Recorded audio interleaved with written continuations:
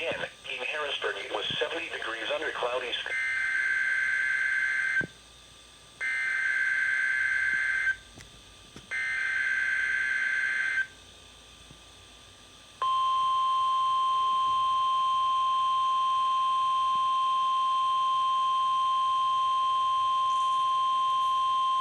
This is the National Weather Service Office in State College, Pennsylvania.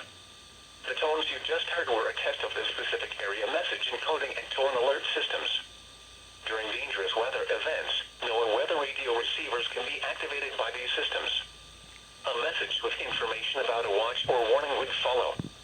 Tests of these systems are normally conducted by the National Weather Service between 11 a.m. and noon each Wednesday. If there is a threat of severe weather, the test may be postponed until the next good weather day. Repeating, this was a test of the specific area message encoding and tone alert systems.